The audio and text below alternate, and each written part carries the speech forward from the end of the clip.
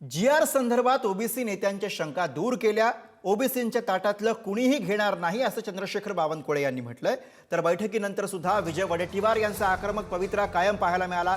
Hyderabad गॅजेटचा 2 सप्टेंबरचा G.R.. रद्द करा अशी मागणी वडेट्टीवारांनी केली आहे. अन्यथा 10 ऑक्टोबरला मोर्चा काढणार असा थेट इशारा वडेट्टीवारांनी दिलाय.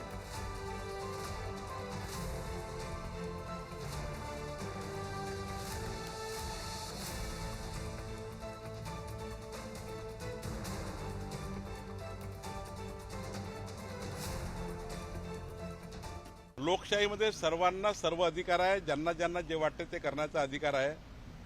कोर्टामध्ये शेवटी कोर्ट जेव्हा कुठलाही निर्णय येतो ते सर्व नियम कायदे संविधानामध्ये अंतर्भूत त्या ठिकाणी कायदे, त्यामुळं जातीच्या आरक्षणासंबंधीचे कायदे आहेत.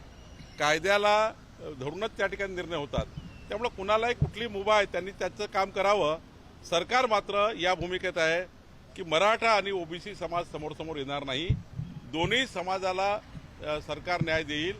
कुणाच्या ताटातलं कुणाच्या ताटात जाणार नाही. मुख्यमंत्र्यांची स्पष्ट भूमिका आहे, कुठल्याही समाजावर अन्याय होणार नाही. सर्व सकल ओबीसी महामोर्चानी ठरवलं आहे की 10 ऑक्टोबरचा मोर्चा काढायचा. जर काही मुख्यमंत्र्यांना आणि सरकारला विशेष करून जर वाटत असेल तर त्यांनी तो सकारात्मक निर्णय घ्यावा.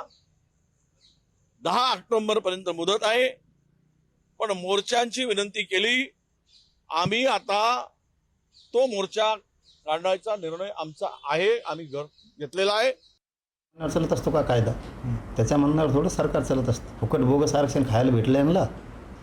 त्यांना आत्ताशी कळायला लागलं. आता आपण जे रद्द करायला लागलं म्हणल्यावर मराठ्याचा जे रद्द करा म्हणा लागल्यापासून मराठ्यांनी सुद्धा 16% आरक्षण, 2% आरक्षण आणि 150-200 जाती बोगस घातले त्यात काढा म्हणतात. हे त्यांच्या ध्यानात आलं. आता मात्र फाईट होणार आहे.